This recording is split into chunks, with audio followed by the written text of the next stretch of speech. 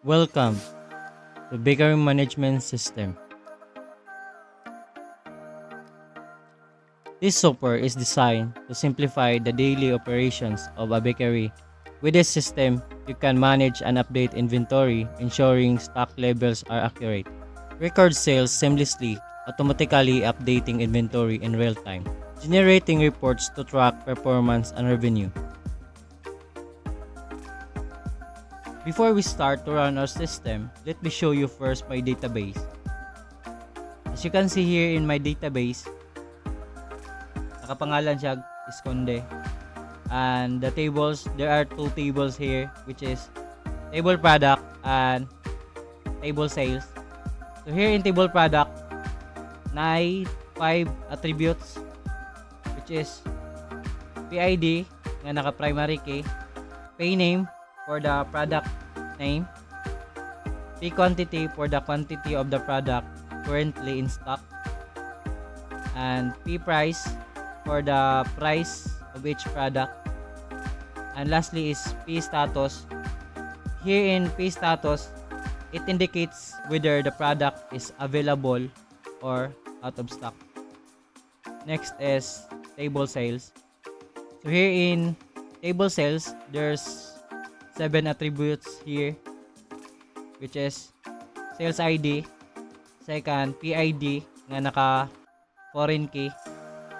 These attributes kay connected din siya sa table product. Next is pay name for the name of the product sold, quantity sold, the number of products sold in a transaction, is date for the date when the sale was made, S price for the price of which the product was sold, and lastly is T revenue, the total revenue generated from the sale.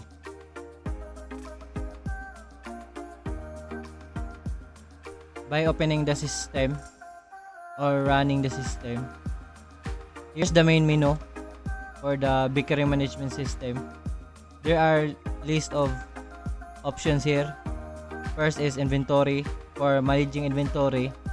Second, for sales, for managing sales. And third, reports, for viewing specific reports. And fourth option, exit, for exiting the program.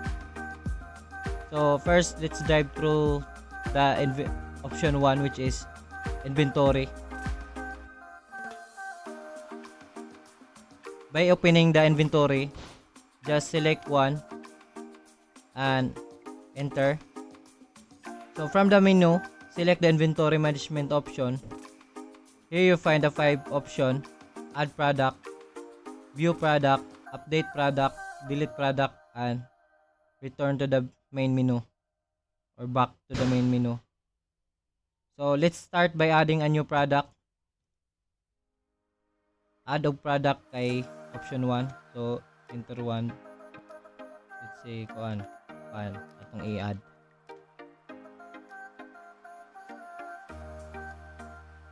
So enter quantity.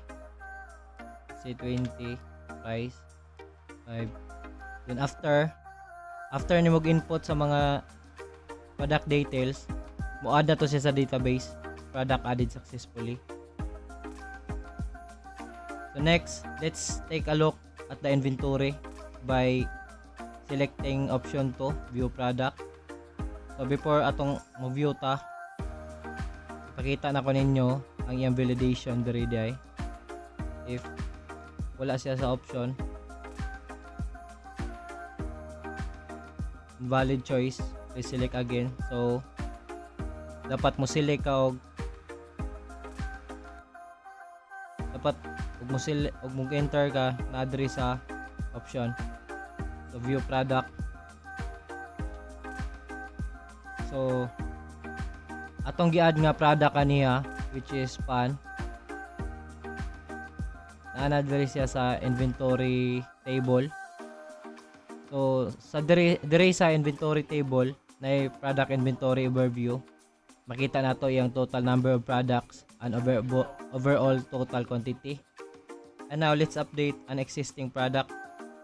So we select select option 3 for updating product. So dire mangayo siya product ID nga imong ganahan i-update. So if wala dire ang ID nga imong i-input, o validate na siya product with ID 123 does not exist. So pa-postpone kag type niya. So dapat mag input ka og ID dire naa sa inventory ang product. So atong try og update tong atong gi-add nga product kaniha, which is pan yang ID 121.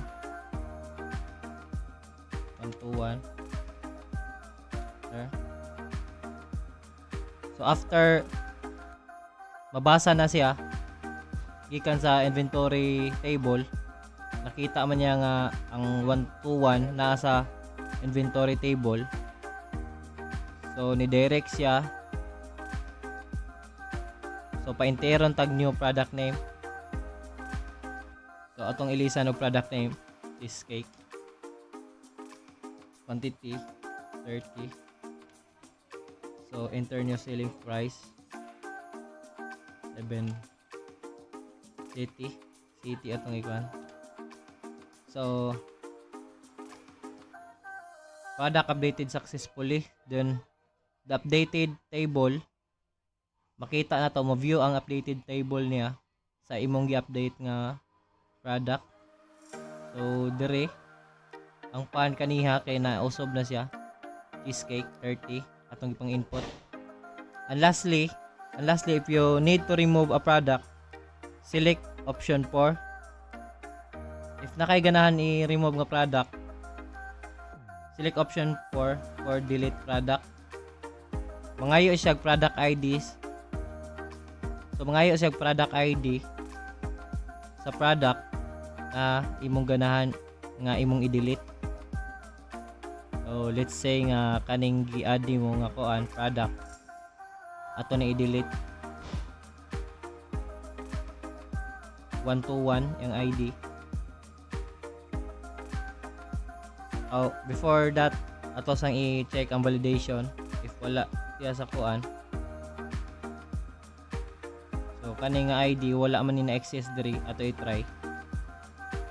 So product with ID 1011 does not exist. Please try again. So okay ang validation. So atong i-delete ning 121. So product deleted successfully. Then atong i-try o view if wala na bagyod siya sa inventory. So na diri ang inventory table wala gyud siya diri, na-delete na siya.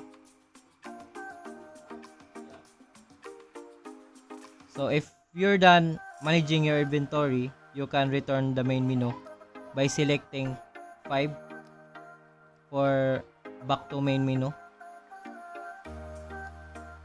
5. That covers the basic of the inventory management feature in the bakery management system. Whether you're adding new products, updating stock levels, or reviewing your inventory, this system makes managing your bakery's products a breeze. Stay tuned for the next section where we'll cover sales management. So let's dive through to the sales management. So in the main menu, sales is option 2. So we select 2 and enter. The sales management module allows you to add, view, update, and delete sales transactions. So let's dive into these operations, starting with adding sales. So add sales is option 1. We select 1 and enter. As we enter the option 1, which is adding sales, add sales. So naka-display diri ang inventory. So step 1, selecting product. So mamili ta og product diri sa inventory table nga atong i-add sa atong sales. So first, let's add a sales. The system will display the product list. Select the product by entering its product ID. So let's say nga kaning pandesal mo yung atong na pili. So iyang product ID is 101. So 101. Oh, wait sa. Ato sa ikuan di ay i-check iyang validation if muad tag sales with zero quantity sa inventory unsa kay may tabo. So ato i-try 108. After nga ma-input nimong yung ID, so makita na to ang selected product which is Mamon, price 10, zero quantity. If muad taog ma-enter taog quantity sold, let's say 34. So nasa validation nga insufficient stock, only 0 units available. So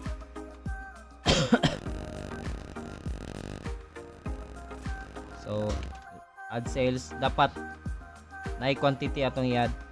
So pandesal atong i-add which is yung ID, product ID is 101. So nakita na dre selected product pandesal, yung price 5, quantity available niya 30. So magbutang tag quantity sold 10, enter. So sales added successfully. To view your sales, you can simply navigate to the view sales section. So here in the option, sa option na to, ikaduha ang number 2 ang view sales. So ma-input tag 2 and then enter.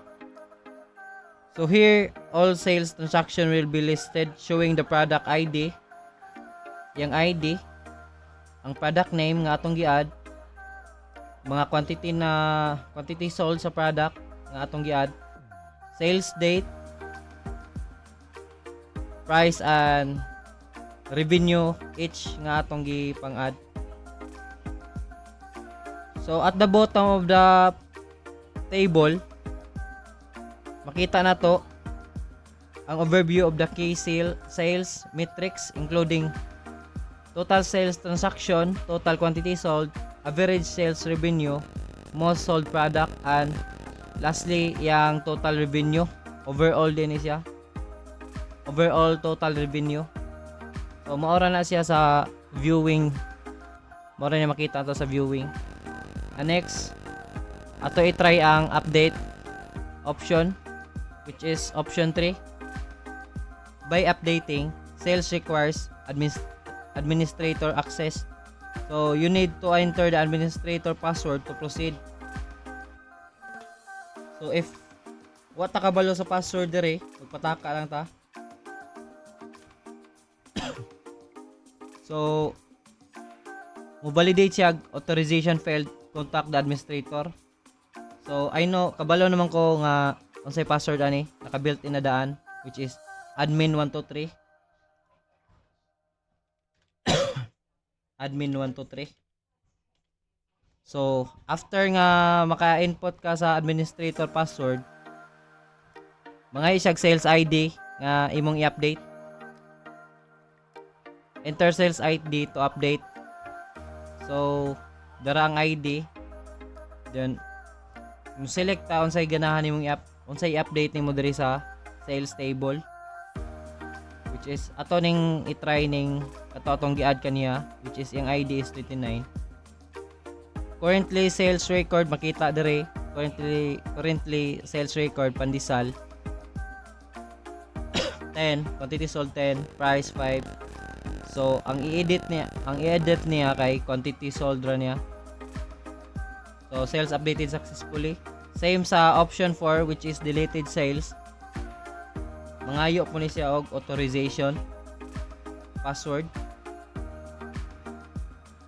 which is the administrator password. Then ang password ani admin 123 ra gyapon. Then if you ganahan ka mo delete ana, select ka ID 3, enter ka ID nga sa sales ID ganahan mo i-delete nga imo i-delete kani ato i-delete pang atong gi-add kani atong 29. So product deleted successfully. So for the back to the main menu kay option 5 ra gyapon siya, same sa kaniha sa inventory. So that's it. That concludes the overview of the sales management system. Now let's move on to the report option, which is option 3 here in the main menu. So enter tag 3, then enter. So here's an option for the specific report. First kay view product by ID, second view product by status, or in stock ba siya, or i-view ni mga status niya sa mga in stock nga product, and pwede na to i-view ang out of stock nga mga product. So option 3 kay back to the main menu. So first, let's explore about the first option, view product by ID, which is option 1, enter 1.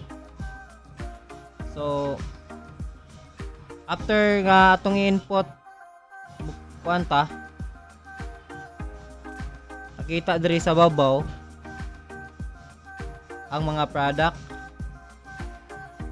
So let's say nga atong i-view ang pandesal nga product name, which is yung product ID is 101.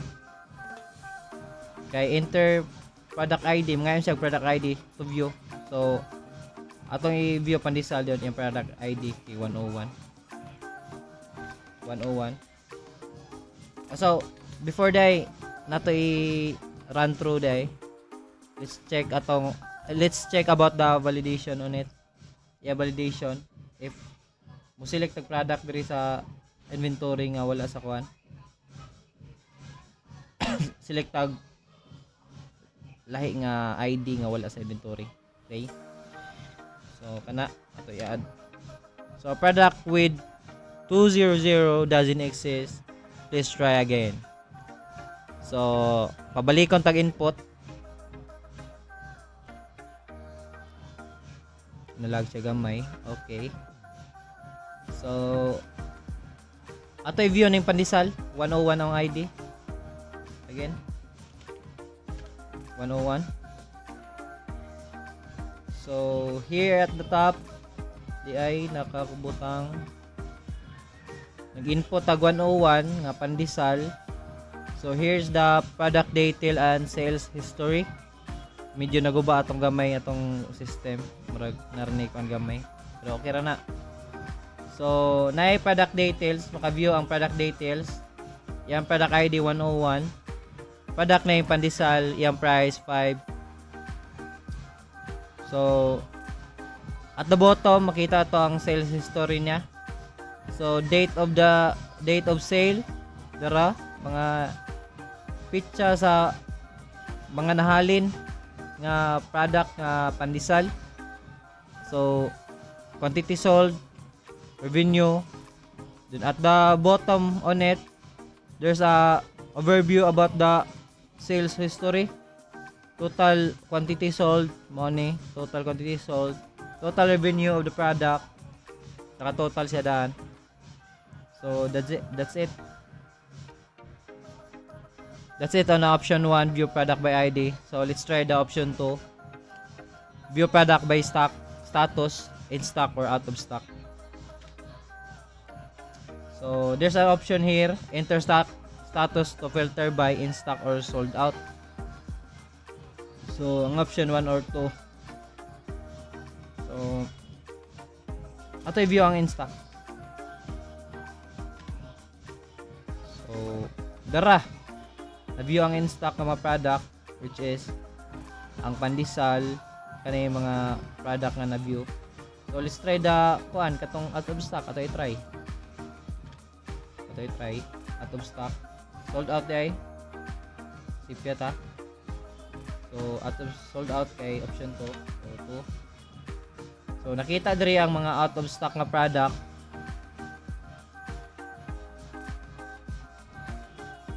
Which is Mamon and Pan Americano with 0 quantity or sold out siya.